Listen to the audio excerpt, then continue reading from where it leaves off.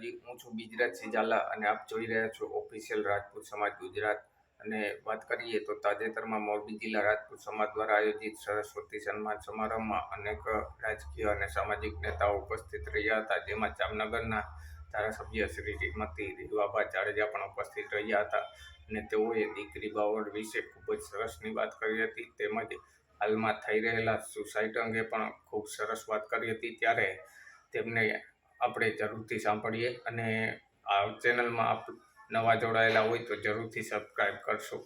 વિનંતી કરીશ માનનીય રેવાબા જાડેજા સાહેબ, આપને વિનંતી કે આપ શાબ્દિક પ્રવચન આપશો. માનનીય રેવાબા જાડેજા, જોરદાર તાલીઓથી આપણે વધાવીએ.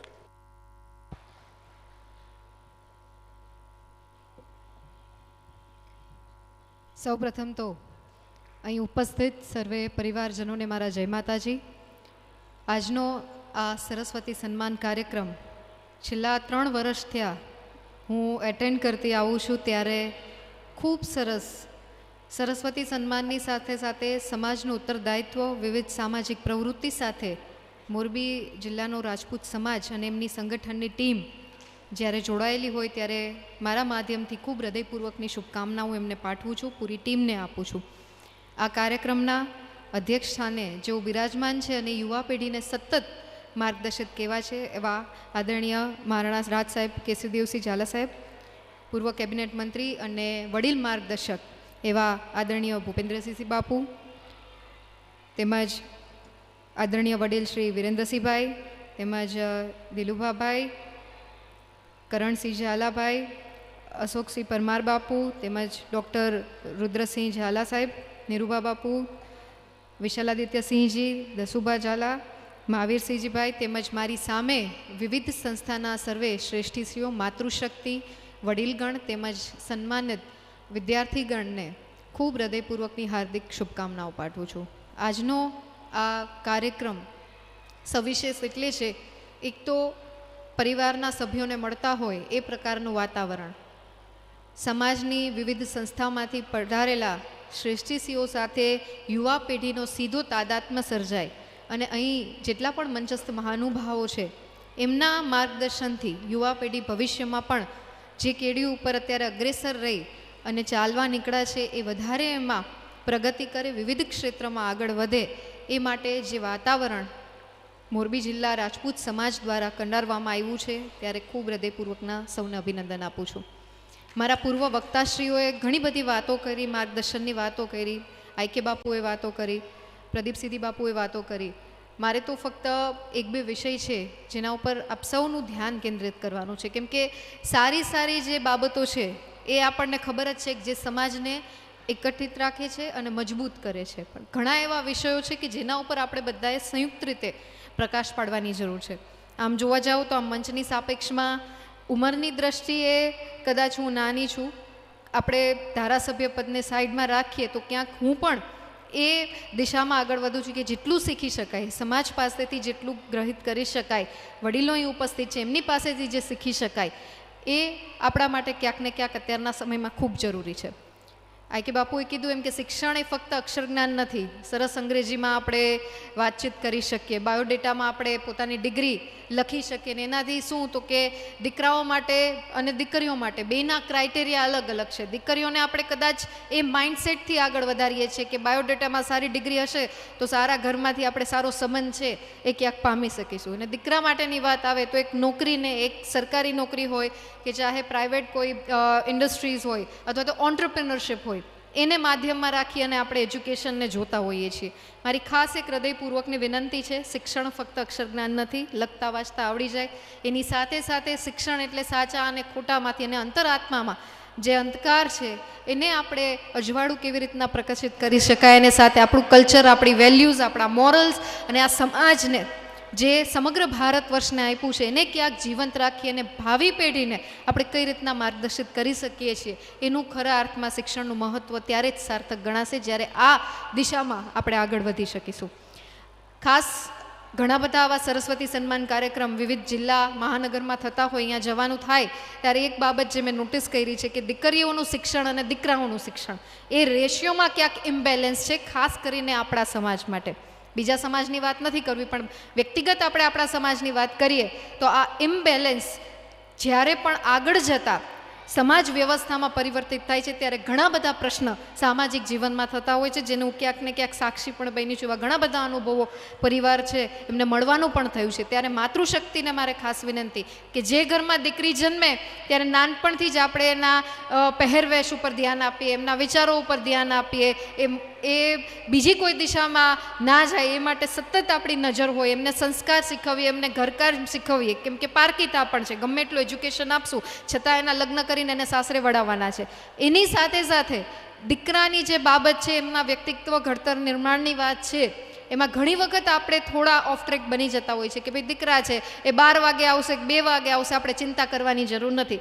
ભણશે કે નહીં ભણે, કાલ સવારે કાંઈ ને કાંઈક નોકરી અથવા આર્થિક ઉપાર્જન છે એ કરી શકશે, બરાબર વાત છે. પણ અમુક પ્રકારના દુવ્યસનો હંમેશા ખરાબ જ હોય, પણ હું ભારપૂર્વક એટલે કહું છું કેમ કે અમુક પ્રકારના વ્યસનો આપણા સમાજમાં જ્યારે મહત્તમ રીતે જોવા મળે છે ત્યારે ભાવિ પેઢી ક્યાંક એનો ભોગ ન બને એ જોવાની જવાબદારી પણ આપણા બધાની આ રીતના મંચથી આપણે એકત્રિત થયા હોય ત્યારે ખાસ ચિંતા કરવાની જરૂર છે. ત્યારે માતૃશક્તિને મારે વિનંતી છે કે જે ધ્યાન આપણે દીકરીઓના ઉછેરમાં આપીએ છીએ એટલું જ ધ્યાન દીકરાના ઉછેરમાં આપીએ. દીકરો 12 વાગે આવે છે તો એને પણ પૂછીએ કે બેટા ક્યાં હતા, કેવી રીતના મોડું થયું, એમનું મિત્ર વર્તુળ કેવું છે, એ પાન મસાલા કે ફાકી ખાવાના બીજા રવાડે તો નથી ચડી ગયા ને, કેમ કે આ બધી જે બાબતો છે એ ટીનેજરથી શરૂ થતી હોય ને પછી એમાં વધારો થાય છે, ઘટાડો ક્યારેય પણ શક્ય નથી થતો. એટલે ખાસ મારી નમ્ર વિનંતી છે કે એમનું મિત્ર વર્તુળ કેવું છે, એમનો જે કોન્ટેક્ટ છે સ્કૂલ કોલેજીસમાં આખું સર્કલ કેવું ડેવલપ કરે છે એની પણ આપણે ચોકસાઈપૂર્વક એક છે એ નિગરાની રાખીએ, એમને ધ્યાન આપીએ, ટકોર કરીએ તો ભાવિ પેઢીને ક્યાંક એનાથી આપણે નુકસાન થતું છે એ અટકાવી શકીશું. અને જે શિક્ષણનો રેશિયો છે એને સમતલ કરવાનો ક્યાંક પ્રયત્ન પણ થશે. આ ઉપરાંત જે બીજી એક બાબત મારે કહેવાની છે કે હમણાં 1 અઠવાડિયાથી આપણે બધા ક્યાંક ને ક્યાંક ન્યૂઝ અને મીડિયાના માધ્યમથી એક ખબર છે વારે વારે આપણે વાંચીએ છીએ આપણા અથવા કાને સંભળાય કે દીકરા અને દીકરીઓમાં જે સ્યુસાઇડનો રેશિયો ક્યાંક વધી ગયો છે. કારણ કોઈ બી હોય, XYZ હોય, ત્યારે આ રેશિયો ક્યાંક આપણી જવાબદારી બને છે. માતા પિતા તરીકેની, સમાજના અગ્રણી તરીકેની, શ્રેષ્ઠી તરીકેની આપણી એક જવાબદારી બને છે કે એના કારણો શોધી અને મુક્ત મને આપણા સંતાનોને એક એવું મંચ આપીએ કે જે એમની ભાવનાઓની અભિવ્યક્તિ કરી શકે. એટલે આપણે એમને યોગ્ય માર્ગદર્શન આપીએ, કેમ કે સંતાન જ્યારે મૂંઝાય, એ કહી ના શકે, વ્યક્ત ના કરી શકે, ત્યારે એ આ પ્રકારનું પગલું લેતા હોય છે. અને મારે આમાં જેટલા પણ દીકરીઓ છે અને દીકરાઓ છે એમને એક સવાલ ખાલી પૂછવો છે, જો પરમિશન હોય તો માઇક એમને આપજો, કે કેટલાના રોલ મોડલ્સ છે આમાંથી કે જેમને તમે આઈડિયલાઇઝ કરી અને તમારું ફ્યુચર ક્યાંક એના જેવું સમકક્ષ લઈ જવા માગો છો અથવા તો બનાવવા માગો છો. ખાલી મને એક બે દીકરા અને 1-2 દીકરીઓ કહેશે તો મને આનંદ થશે. કેમ કે આ સંવાદ ખરેખર તો એવી વ્યવસ્થા આપણે કરી શકાય આગામી દિવસોમાં. હું તો સમાજના શ્રેષ્ઠીઓને પણ જાણ કરું છું કે એક પરસ્પરનો વિચારની આપલેનો એક સંવાદ સર્જાય જેનાથી બાળકો પણ ક્યાંક પોતાના સવાલો, પોતાની ભાવનાઓની અભિવ્યક્તિ કરી શકે.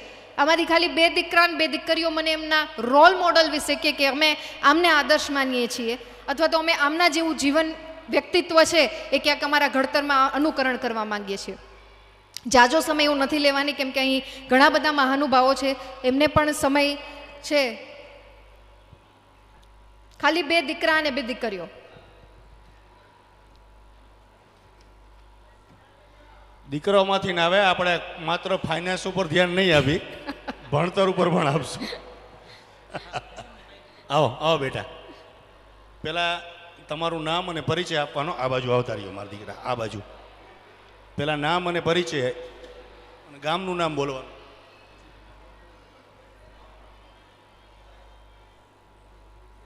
જય માતાજી, મારું નામ હેતવીબા મહાવીરસિંહ જાડેજા છે, મારું વતન વીરપડા છે. મારા રોલ મોડલ મારા કાકા અને પપ્પાજી છે. એમની વેલ્યુઝ, એમની મોરલ્સ જે હું ચાઇલ્ડહુડથી લઈને અત્યાર લગીનું જેટલું બી રોલ એમનો જે છે મારી લાઈફમાં, that no one could take place in my entire life and I am very thankful to them for every support. ખૂબ સરસ, ખૂબ સરસ, ખૂબ થેન્ક યુ સરસ. So much.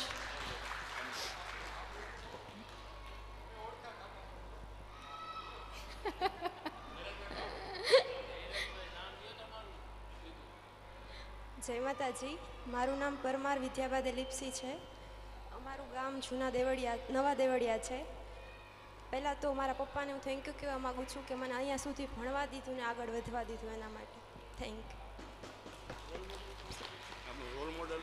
આના ઉપરથી દીકરાઓમાં કોઈના રોલ મોડલ જ નથી. કોઈના રોલ મોડલ વીર માંગણાવાળા હોય તો કહેવાની છૂટ છે. એમને એવું માઇન્ડસેટ છે અપના સપના મની મની રોડ મોડલ તો પછી જોઈશું. મારે ખાસ આ પૂછવાનું એકમાત્ર કારણ એ જ છે કે જ્યારે પણ જીવનમાં એવી કઠિન પરિસ્થિતિ આવે ઘણી વખત એવું બનતું હોય કે અહીં ઉપસ્થિત આ જેટલા પણ મંચસ્થ મહાનુભાવો છે શ્રેષ્ઠી છે એને જોઈને આપણને એમ થાય તમારે તો વાતો કરવી સહેલી છે. અમારી જગ્યાએ બેસીને જુઓ તો ખબર પડે કે કેટલી સ્ટ્રગલ છે, કેટલું ભણવું પડે, કેટલું સ્ટ્રગલ કરવું પડે. એક જગ્યાએ પહોંચવું હોય તો ઘણા બધા ઓબ્સ્ટિકલ્સમાંથી પાસ થઈ અને પછી પહોંચી શકાય છે. પણ મારે કહેવું છે કે અહીં જેટલા પણ મહાનુભાવ ઉપસ્થિત છે દરેક ઓબ્સ્ટિકલમાંથી પસાર થઈને પછી જ આ સ્થાન ઉપર બિરાજમાન છે. હું વ્યક્તિગત મારી વાત કરું તો મેં પોતે મિકેનિકલ એન્જિનિયરિંગ કરેલું છે. મારા ક્લાસમાં હું એક જ દીકરી હતી, બાકી 75 દીકરા હતા.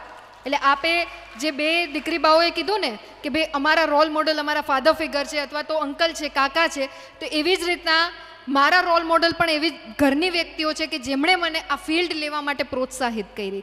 બીજી જે હું સૌથી વધારે જેમને ક્યાંક માનું છું અને એમના જીવનને ક્યાંક નજર સમક્ષ રાખી જ્યારે એવા વિચારો આવે, જ્યારે ડાઉનફોલના વિચારો આવે અથવા તો કંઈક એવી મુશ્કેલ કઠિન પરિસ્થિતિ આવે ત્યારે એક વ્યક્તિ વિશેષના જીવન ચરિત્રને વાંચવાનો, પૂરતો સમજવાનો પ્રયાસ કરું છું, આત્મસાત કરવાનો પ્રયાસ કરું છું. એ છે સાહસી પુણ્યશ્લોકા લોકમાતા અહિલ્યાબાઈ હોલકરજી. ખાસ દીકરીઓને વિનંતી છે કે આમની જીવની આપણે બધાએ વાંચવાની જરૂર છે. માતાઓએ અને દીકરીઓએ તો ખાસ. એ પોતે રાજઘરાનાથી નહોતા, એમને રાજઘરાનાએ જોઈ જે રીતે એમને આગતા સાગતા કરી, બરાબર, જે રાજઘરાનામાંથી પસાર થતા હતા એમણે પાણી પીવું હતું, એ પાણી દીકરીએ પીવડા અને જમવાની વ્યવસ્થા કરી એક 10 વર્ષની દીકરી બાએ. એ જોઈ અને એમને એવું થયું કે આમને તો આપણે છે ને આપણા રાજઘરાનાના પુત્રવધુ બનાવવા જોઈએ. પછી એમના લગ્ન રાજઘરાનામાં થાય છે અને પછી જે એમની જીવની એવો પરિવાર, એવો ઘર કે જ્યાં સાસુ સસરા રસોઈ કરતા શસ્ત્રવિદ્યાને વધારે માન આપી અને અહિલ્યાબાઈ હોલકરજીને શસ્ત્રવિદ્યા શીખવાય છે. અને એમના પતિનું અવસાન થાય છે ત્યારે જ્યારે પોતે સતી થવા નીકળતા હોય ત્યારે અટકાવીને એમ કહે છે કે તમારે તો આ માલવાની પ્રજા માટે થઈ અને રાજગાદી સંભાળવાની છે. એમના એકના એક જમાઈ અને દીકરાનું અવસાન થાય ત્યારે પોતે હતાશ નથી થતા અને પ્રજાસુખ ને હિત એમનું ધ્યાનમાં રાખીને પોતે આ સત્તા છે એ બરકરાર રાખે છે. ઘણી બધી એમના રિફોર્મેશન્સ છે. આપણે માહેશ્વરી સાડીની વાત કરીએ તો એમના જે રાજકાળ છે ત્યારે આ ઇન્ટ્રોડ્યુસ થયું. દ્વારકા અને સોમનાથના જીર્ણોદ્ધારની વાત કરીએ તો એમના રાજકાળમાં છે એનો જીર્ણોદ્ધાર શક્ય બન્યો. આ પ્રકારની વિભૂતિઓને જ્યારે પણ આપણા મનમાં નેગેટિવ થોટ આવે, આપણે કોઈને કહી ના શકીએ, બધું છોડી દેવાનો વિચાર આવે ત્યારે એમની જીવની વાંચી અને પ્રેરિત થશો તો ક્યારેય પણ નેગેટિવ થોટ્સ નહીં આવે. મારા અનુભવ ઉપરથી કહું છું. સેકન્ડ થિંગ, અત્યારે હું વાંચતી હતી આમંત્રણ પત્રિકા, એમાં લખ્યું હતું કે ભાઈ દરેક ક્ષેત્રમાં વિવિધ સિદ્ધિઓ હાંસલ કરેલા દીકરા દીકરીઓને અહીંથી સન્માનિત કરવામાં આવ્યા છે. ત્યારે મારે ખાસ એક બાબત ઉપર ભાર મૂકવો છે કે શિક્ષણની સાથે સાથે જે બાબતમાં આપણને ઇન્ટરેસ્ટ હોય, રુચિ હોય, એમાં પણ આપણા સંતાનોને આગળ વધારવા જરૂરી છે. કોઈ સારા સંગીતમાં માહિર છે તો તમે એમને ક્લાસિકલ શીખવાડીને ખૂબ સરસ પ્લેટફોર્મ આપી શકો છો. કોઈ ઇવન જેમણે રસોઈ સારી બનાવતા આવડે છે તો અત્યારે એ પણ લાખો કરોડોની કમાણી કરી શકે છે. અત્યારે એક્સિલન્સનું મહત્ત્વ ખૂબ બધું વધી ગયું છે. કોઈ પણ ક્ષેત્ર, ચાહે કળાની વાત હોય, ચાહે આર્ટ એન્ડ કલ્ચરની વાત હોય, ચાહે એજ્યુકેશનની વાત હોય, ચાહે સ્પોર્ટ્સની વાત હોય, તમામે તમામ ક્ષેત્રમાં વિપુલ પ્રમાણમાં તકો આપણા સંતાનો, ઇક્વલ દીકરા અને દીકરીઓ માટે તકો છે એ ઉપલબ્ધ છે. ખાસ વિનંતી કે ઘણા યુવાનો એમ થાય કે અમે એવરેજ છીએ, બિલો એવરેજ છીએ, અમને બીજા કોઈ બાબતમાં ઇન્ટરેસ્ટ નથી, પણ તમારું માઇન્ડ અને ઈશ્વરની શક્તિ દરેકે દરેક ઇન્ડિવિજ્યુઅલમાં ક્યાંક ને ક્યાંક અલગ તક છે એનું નિર્માણ કરવા માટે બનેલી છે. સ્ટાર્ટઅપના માધ્યમથી તમે સારામાં સારા ઉદ્યોગો અને ઓન્ટરપ્રિનરશિપ સાથે જે કનેક્ટ કરી શકો છો. કેન્દ્ર સરકાર અને રાજ્ય સરકારની ઘણી બધી યોજનાઓ અત્યારની દીકરીઓ અને યુવા દીકરાઓ છે એમના માટે ઇન્ટ્રોડ્યુસ કરાવવામાં આવી છે. જરૂર એટલી છે કે સમાજના આ પ્રકારના વાતાવરણમાં આપણે બધા એમાં ઇન્વોલ્વમેન્ટ લઈ અને યુવાઓને પરિચય કરાવીએ કે આ આટલા વિસ્તારો છે કે જેમાં તમે આગળ વધી શકો છો.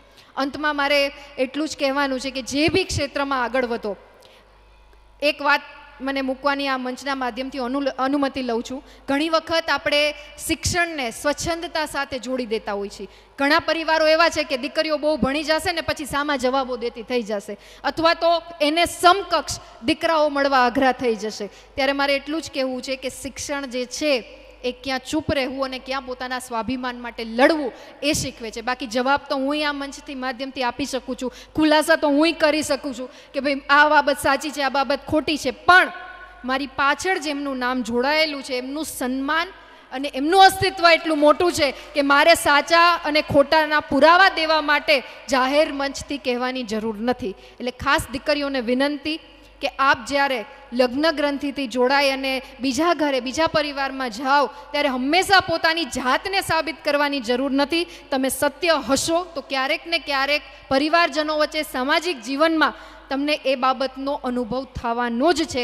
જરૂર ફક્ત એટલી છે કે સેલ્ફ બિલીવ રાખો. જે પરિવાર સાથે તમે જોડાયેલો છો એની ગરિમાનું, એની માન મર્યાદાનું ધ્યાન રાખો, એટલે તમારું શિક્ષણ ખરા અર્થમાં સાર્થક ગણાશે. આવનારા સમયમાં આપ સૌ એજ્યુકેશનમાં આગળ વધો, સ્પોર્ટ્સમાં આગળ વધો, રિસ્પેક્ટિવ ગમે તે ફિલ્ડમાં આગળ વધો, પણ એક્સિલન્સી સાથે આગળ વધો. અને છેલ્લે હું માનવી માનવ થાવ તોય ઘણું, એ વાક્યને ચરિતાર્થ કરો એવી માં ભગવતીમાં આશાપુરાના ચરણોમાં પ્રાર્થના સાથે વિરમું છું. આપ સૌના ઉજ્જળ ભવિષ્યની કામના સાથે. અસ્તુ. જય માતાજી. ખૂબ ખૂબ આભાર. બહુ સરસ મજાની વાત. દીકરીઓએ કઈ રીતનું જીવન જીવવું જોઈએ, દીકરીઓ પોતાના જીવનમાં કઈ રીતે આગળ વધવું જોઈએ. પણ બીજી એક વાત આપણી વચ્ચે જ્યારે રીવાબા ઉપસ્થિત થયા છે ત્યારે એક વાત આપણી વચ્ચે મૂકવી છે કે રાજપૂત સમાજનો એક જ્યાં આપણી ખૂબ મોટી સંખ્યા છે, જ્યાં 50,000થી વધુ આપણા ભાઈઓના પરિવારો ત્યાં ઉપસ્થિત છે, એ એસી હોલ છે, તેના માટે 25 લાખનું દાન એમને ત્યાં આપેલું છે. હું બોલું છું, તમે બધા તાલીઓથી બતાવજો. નવા ગામ રાજપૂત સમાજની અંદર 25 લાખ રૂપિયાનું દાન, વિજયાબા હોલની અંદર 18 લાખ રૂપિયાનું દાન, અને તેમજ લાઇબ્રેરી માટે તેમને 30 લાખ રૂપિયાનું દાન, અને ગોકુલનગર રાજપૂત સમાજ ભવન એની અંદર ક્ષત્રિય સમાજ હાઈએસ્ટ આપણો સમાજ રહે છે, તો એમના માટે એમને 10 લાખ અને 50,000નું દાન, આમ કરી અને કુલ 1,50,00,000 રૂપિયાનું દાન રીવાબા જાડેજાએ અર્પણ કર્યું છે. ત્યારે આ ક્ષત્રિય સમાજ માટે અમારા માટે ગૌરવની વાત છે.